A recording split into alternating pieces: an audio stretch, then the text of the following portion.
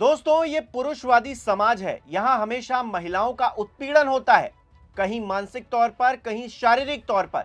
यही तो हम सुनते आए हैं, देखते आए हैं। गांव से लेकर महानगरों तक हजारों मामले देश की तमाम अदालतों में लंबित है। लेकिन मैं आपको एक ऐसे केस के बारे में यहां बताने जा रहा हूं जिसे सुनकर आपका माथा चकरा जाएगा। कानून का कैसा बेजा इस्तेमाल हो रहा है, इसकी एक वानगी आपको देने जा रहा हूं। मामला 14 साल पुराना है, जिस पर सुनवाई करते हुए जज साहब के कान भी खड़े हो गए। दरअसल 9 अप्रैल 2011 को लखनऊ के विकास नगर थाने में एक केस दर्ज किया गया था। अभियुक्त के खिलाफ भारतीय दंड संहिता यानी कि आईपीसी की धारा 376 बलात्कार, 506 आपराधिक धमकी और SC/ST एक्ट की धारा 3(1)(12) जैसी गंभीर धाराएं लगाई गई थी। मामले की सुनवाई विशेष न्यायालय में लंबे समय तक चलती रही। इस दौरान अभियुक्त को सालों तक जेल में भी रहना पड़ा। लेकिन लगभग 1.5 दशक बाद मामले का सच सामने आया तो हर कोई हैरान रह गया। सुनवाई के दौरान अभियुक्त की तरफ से पैरवी कर रहे अधिवक्ता गंधर्व गौड़ ने अदालत के समक्ष ये तर्क प्रभावी रूप से रखा कि पीड़िता के बयान अलग अलग चरणों में आपस में मेल नहीं खाते। जिरह के दौरान यह भी सामने आया कि मेडिकल रिपोर्ट और अन्य दस्तावेजी साक्ष्य अभियोजन के कथनों का पूर्ण समर्थन नहीं करते।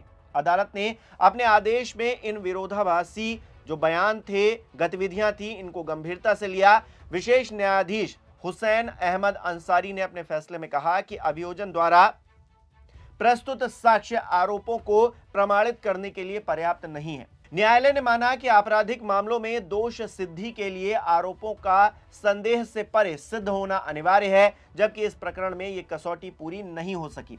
कोर्ट ने साफ तौर पर कहा कि मौजूदा सबूतों के आधार पर अभियुक्त विल्सन सिंह उर्फ आशु के खिलाफ लगाए गए आरोप धारा 376, 506 और SC/ST एक्ट के तहत शक से परे साबित नहीं हुए। इसी के आधार पर अभियुक्त को सभी आरोपों से दोषमुक्त किया जाता है। अभियुक्त पहले से जमानत पर था, ऐसे में उसका निजी मुचलका और जमानतनामे निरस्त कर जमानतदारों को दायित्व से मुक्त कर दिया गया। दूसरी तरफ युवक पर झूठा SC/ST केस दर्ज करवाने वाली महिला पर FIR हुई। जज ने साफ तौर से कहा कि महिला के दिए गए सभी साक्ष्य संदेह से घिरे हैं। अब तक जितने बयान दिए गए सब एक दूसरे के विरोधाभासी हैं। ऐसे में महिला के खिलाफ दंड प्रक्रिया संहिता यानी कि CRPC की धारा 344 के तहत FIR दर्ज की जाएगी। साथ ही कोर्ट ने अभियुक्त बनाए गए युवक के मुचलके जमानतनामे निरस्त कर दिए। कुल मिलाकर यह मामला हमें बताता है कि कैसे कानून का दुरुपयोग हो रहा है। दहेज अधिनियम और अन्य महिला कानूनों के दुरुपयोग की खबरें लगातार सामने आती रहती हैं।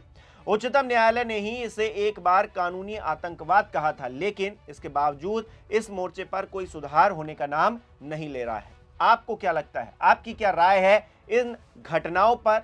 हमें कमेंट करके जरूर बताइएगा। इस वीडियो को लाइक करना, शेयर करना मत भूलिएगा। हमारे चैनल को सब्सक्राइब नहीं किया है तो वो भी जरूर कीजिएगा।